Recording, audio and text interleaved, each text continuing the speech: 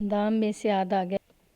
یہ تو صحیح چاندی بھی نہیں، سونار نے کہا۔ چاندی میں الا بلا ملا کر وہی نمونہ تیار کیا گیا ہے اور اس پر پانی چڑھایا گیا ہے۔ اب کہیں چودھری صاحب، میں نے غفور کے باپ سے پوچھا، کیا یہ چیزیں وہی ہیں جو آپ کے گھر سے چوری ہوئی ہیں؟ کیوں چودھری غفور، آپ بھی کچھ بولیں۔ میں نے غفور کے چہرے پر بڑی صاف تبدیلی دیکھی۔ میں سمجھا کہ اسے افسوس ہو رہا ہے کہ اسے چوری کا مال نہیں ملا اور جس چور کو پکڑا گیا ہے وہ ان چیزوں کا چور نہیں۔ سب نے باری باری کہہ دیا کہ یہ چیزیں ان کی نہیں۔ میں نے ان سب کو یہ کہہ کر باہر بھیج دیا کہ باہر جا کر بیٹھیں، مجھے شاید ان کی ضرورت پڑے گی۔ سونار کو میں نے فارغ کر دیا، اس کی مجھے ضرورت نہیں تھی۔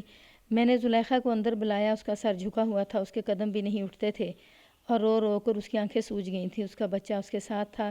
مجھے خوشی ہو رہی تھی کہ اس خاتون کے خلاف الزام ثابت نہیں ہوا۔ میں نے اسے بیٹھنے کو کہا اور اسے خوش کرنے کے لیے میں نے اس کے بچے کو اپنے پاس بلایا اور اسے اپنے ساتھ لگا لیا، اس سے کچھ پیار بھی کیا۔ میری قسمت میں اب کیا لکھا ہے؟ زلیخا نے سسکیوں کے لہجے میں پوچھا۔ یہ عورتیں میرے متعلق کیا کہتی ہیں؟ معلوم ہوتا ہے تمہاری قسمت اچھی ہے، میں نے کہا۔ یہ زیور جو تمہارے گھر سے برآمد ہوا ہے یہ ان کا نہیں اور یہ سونے کا بھی نہیں۔ جو سوال میں اسے پوچھنا چاہتا تھا اس نے مجھ سے پوچھ لیا۔ مجھے یہ کون بتائے گا کہ یہ چیزیں میرے گھر میں کس طرح پہنچ گئی تھیں؟ اس سوال کا جواب تو میں نہیں دے سکتا، میں نے کہا۔ انہوں نے تو کہہ دیا ہے کہ یہ چیزیں ان کی نہیں، پھر یہ کس کی ہیں؟ کیا تمہاری نہیں؟ اگر یہ زیور میرا ہوتا تو کیا میں انہیں کوٹھڑی میں سب سے نیچے والی ہانڈی میں چھپا کر رکھتی؟ اس نے کہا، میرا تمام زیور ٹرنک میں رکھا ہے، معلوم ہوتا ہے مجھ پر کوئی جال پھینکا گیا ہے اور یہ کام شفوں کا ہے۔ اگر ایسا ہی تھا تو یہ میرے لیے یا پولیس کے کسی بھی آدمی کے لیے نیا یا عجیب واقعہ نہیں تھا۔ دشمن ایک دوسرے کو پھنسانے کے لیے اس قسم کی حرکتیں کیا کرتے ہیں۔ اپنے تجربے اور مشاہدے کے پیش نظر میں نے فوراً مان لیا کہ اس عورت پر جال پھینکنے کی کوشش کی گئی ہے۔ میں نے اس سے پوچھا کہ ایسا کون سا دشمن ہے جس نے ایسا خطرناک اور اوچھا وار کیا ہے؟ اگر آپ سے انصاف کی امید ہو تو میں پوری بات سناؤں، زلیخا نے کہا۔ ابھی تو آپ مجھے چور سمجھ رہے ہیں، یہ ثابت ہو گیا ہے کہ تم چور نہیں ہو، میں نے کہا۔ اب یہ دیکھنا میرا فرض ہے کہ تمہارے ساتھ یہ دھوکہ کس نے کیا ہے۔ میں تمہیں یہ بھی بتا دیتا ہوں کہ یہ دھوکہ مجھے بھی دیا گیا ہے اور پولیس کو دھوکہ دینا اور کسی بے گناہ کو جھوٹی شہادت کی بنا پر مجرم ثابت کرنے کی کوشش کرنا جرم ہے۔ تم انصاف کی بات کرتی ہو، میں اس شخص کو کم از کم 2 سال سزا دلواؤں گا جس نے تمہیں اور مجھے دھوکہ دیا ہے۔ مجھے پوری بات سناؤ، تم نے شفوں پر شک کیا ہے؟ شک والی تو بات ہی کوئی نہیں، زلیخا نے کہا۔ آپ نے مجھے پوری بات کرنے کی اجازت دی ہے تو پھر پوری بات سن لیں۔ کچھ عرصے سے غفور میرے پیچھے پڑا ہوا تھا کہ میں اس کے ساتھ شادی کر لوں۔ پہلی بات تو یہ ہے کہ میں شادی کرنا ہی نہیں چاہتی تھی۔ اگر کرنی ہی ہوتی تو میں غفور سے کیوں کرتی؟ اس کی پہلے ہی بیوی اور 2 بچے ہیں، وہ کہتا تھا وہ اپنی بیوی کو طلاق دے دے گا۔ میں یہ گناہ اپنے کھاتے میں نہیں لکھنا چاہتی تھی۔ یہ تمہارا اپنا معاملہ ہے زلیخا، میں نے کہا۔ ویسے مجھے خیال آتا ہے کہ تمہیں شادی کر لینی چاہیے تھی۔ اس نے سر جھکا لیا۔ میں خاموشی سے دیکھتا رہا۔ جب اس نے سر اٹھایا تو اس کی آنکھوں میں آنسو تھے۔ اس نے بڑی لمبی آہ بھری اور دوپٹے سے آنسو پونچھ ڈالے۔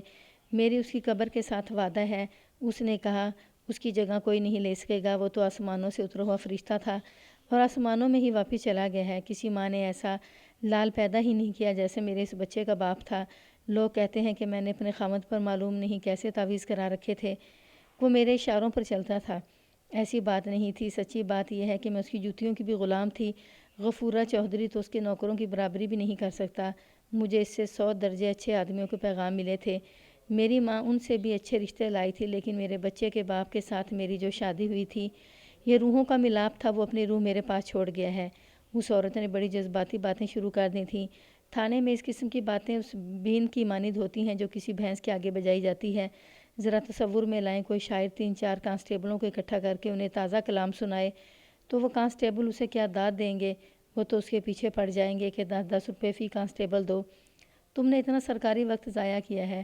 مجھ میں یہ خامی تھی کہ میں نے تھانے داری سے ہٹ کر اپنے جذبات کو زندہ رکھا ہوا تھا۔ اس کمزوری نے مجھے نقصان بھی پہنچایا ہے، لیکن میں چوروں اور دیگر مجرموں کو بھی انسانوں ہی کی روح میں دیکھتا رہا ہوں۔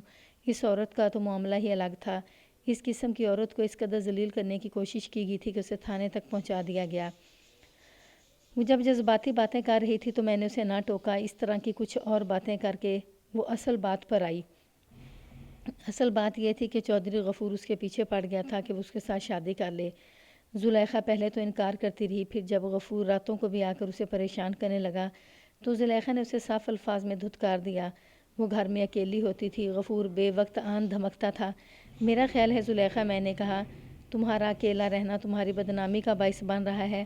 تمہارے سسرال بھی تمہارے ساتھ ناراض ہوں گے کیونکہ تم نے ان کے بیٹے کو ان سے الگ کر لیا تھا اور اس سے مکان بھی اپنے نام لکھوا لیا تھا۔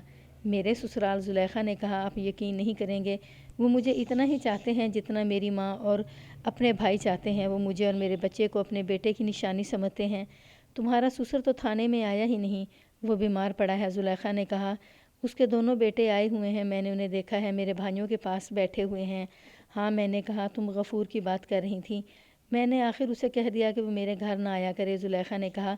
اس نے میرے ساتھ ایک سودا کرنے کی کوشش کی۔ بات یہ ہے کہ میرا بھائی طافی غفور کی بہن کے ساتھ شادی کرنا چاہتا ہے۔ کون سی بہن؟ بڑی، زلیخا نے جواب دیا، جس کا زیور چوری ہوئے ہے۔ ان کی آپس میں در پردہ ملاقاتیں بھی ہوتی ہیں۔ لڑکی تو میرے بھائی پر مرتی ہے، اسی وجہ سے میرے پاس آتی رہتی ہے۔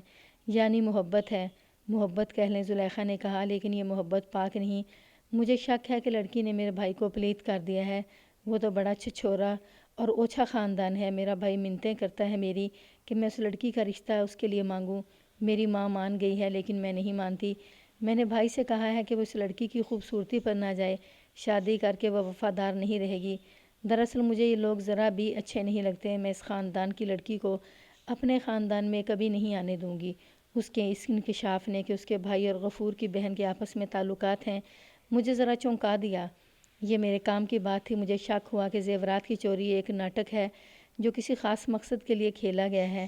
میں نے ارادہ کر لیا کہ یہ ناٹک کھیلنے والوں کو بخشوں گا نہیں۔ اپنے مقصد کی تکمیل کے لیے یا کسی شرارت کے تحت پولیس کو دھوکے میں استعمال کرنا معمولی جرم نہیں تھا۔ انہوں نے تو میری بھی توہین کی اور مجھے بیوقوف بنانے کی کوشش کی تھی۔ یہ سوچ کر میں نے زلیخا کی باتوں میں پہلے سے زیادہ دلچسپی لینی شروع کر دی۔ غفور نے میرے آگے ایک سودا رکھا، زلیخا نے کہا۔ اسے پتہ چل گیا تھا کہ اس کی بہن کا میرے بھائی کے ساتھ معاملہ چل رہا ہے۔ شاید میری ماں کے ذریعے اسے پتہ چلا ہوگا۔ اس نے مجھے کہا کہ میں اس کے ساتھ شادی کر لوں تو وہ اپنی بہن کا رشتہ میرے بھائی کو دے دے گا۔ میں نے اسے کہا کہ مجھے اس کی بہن کا رشتہ نہیں چاہیے۔ میں نے یہ بھی کہہ دیا کہ میرے بھائی نے اگر میری مرضی کے بغیر اس کی بہن کے ساتھ شادی کر لی تو میں اپنے بھائی کو بھائی سمجھنا چھوڑ دوں گی اور ساری عمر اسے منہ نہیں لگاؤں گی۔ آپ نہیں جانتے یہ غفورہ کتنا کمینہ آدمی ہے۔ اسے میری بات پر غصہ آ گیا۔ میں پہلے ہی غصے میں تھی۔ میں نے اسے کہا کہ اب اس نے مجھے آ کر پریشان کیا تو میں اپنے بھائیوں اور اپنے خاوند کے بھائیوں کو بتا دوں گی۔ پہلے میں نے انہیں اس لیے نہیں بتایا تھا کہ فساد ہوگا اور بدنامی میری ہوگی۔ غفور نے کہا کہ اپنے بھائیوں کو بتا دو، وہ میرا کیا کر لیں گے؟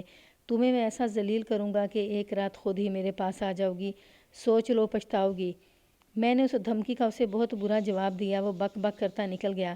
میں نے اپنے بھائیوں کو نہ بتایا۔ میں ڈرتی تھی کہ میرے بھائی اس کے گلے پڑیں گے۔ میرے خاوند کے بھائی اور زیادہ دلیر اور غیرت مند ہیں۔ ان چاروں نے غفورے کو چھوڑنا نہیں تھا۔ میں ان چار خوبصورت بھائیوں کی زندگی تباہ کرنے سے ڈرتی تھی۔ غفورے کی بیوی میرے ہاں آتی رہتی ہے۔ میں نے اسے بتا دیا۔ اس نے بتایا کہ غفورہ اسے پسند نہیں کرتا۔ دراصل وہ سیدھی سی عورت ہے اور اس کی شکل و صورت بری تو نہیں، لیکن جو خوبصورتی غفورہ چاہتا ہے وہ اس عورت میں نہیں۔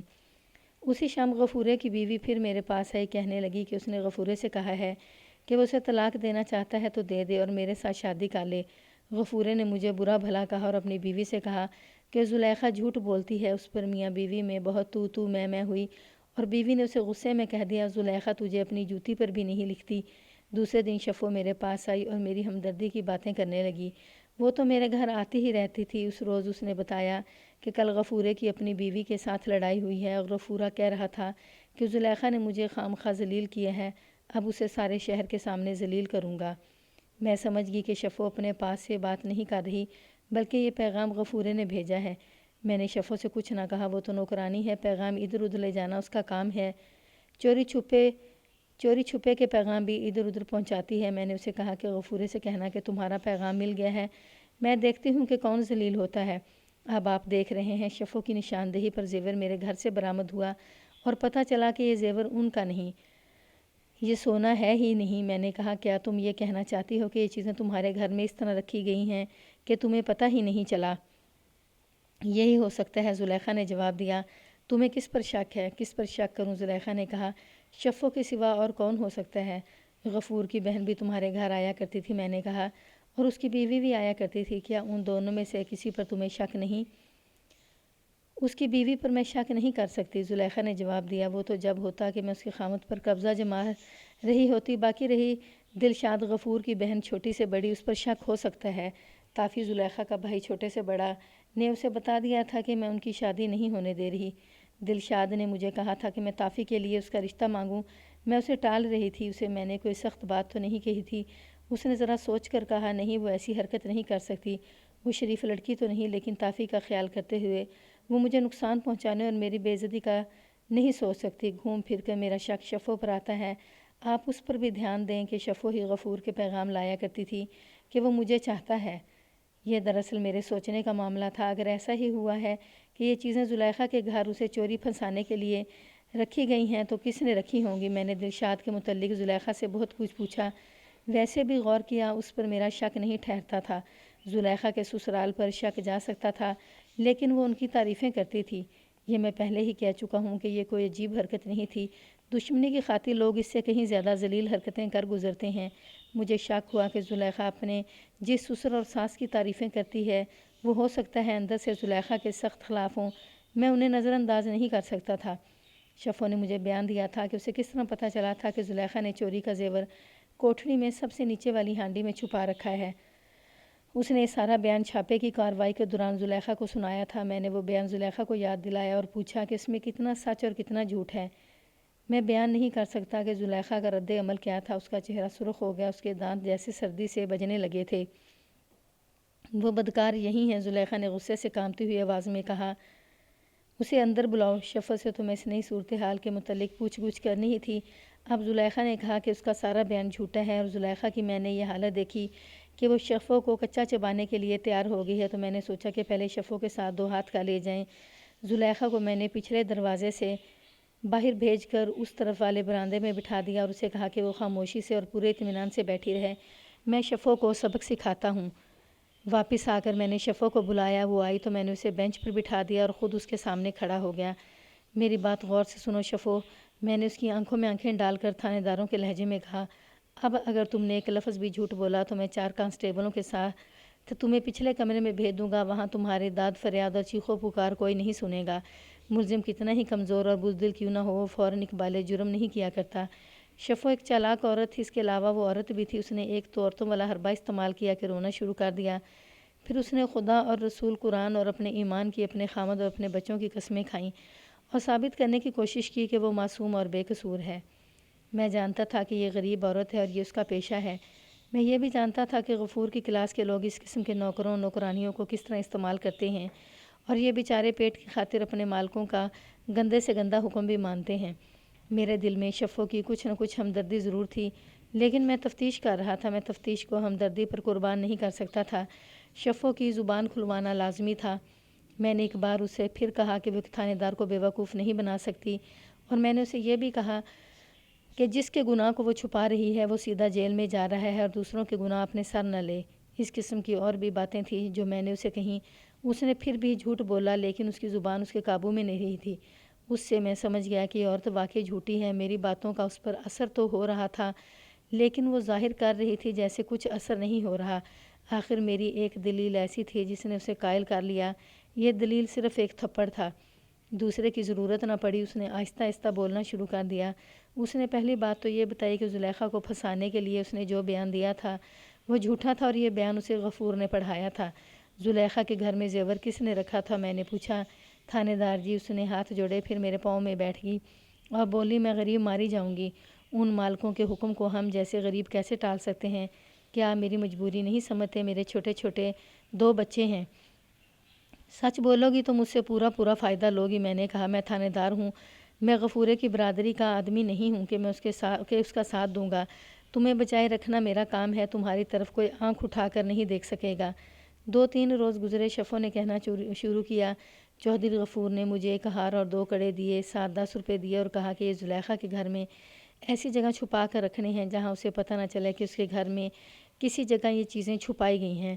میں یہ چیزیں دیکھ کر حیران ہوئی اور چوہدری غفور سے کہا کہ یہی تو وہ زیور ہے جو ان کے گھر سے چوری ہوا ہے۔ اس نے کہا، یہ راز کسی اور کو معلوم نہیں ہونا چاہیے۔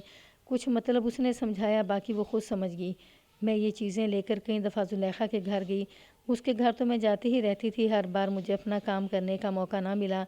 آخر مجھے بڑا ہی اچھا موقع مل گیا، خدا نے مجھے اس مصیبت میں ڈالنا تھا، اس نے یہ موقع پیدا کر دیا کہ مجھے دیکھتے ہی زلیخا نے کہا کہ تم تھوڑی دیر یہاں بیٹھو، میں محلے میں کسی کے گھر جا رہی ہوں۔ اس کے واپس آنے تک میں یہ چیزیں اس کی کوٹھڑی میں سب سے نیچے والی ہانڈی میں رکھ چکی تھی۔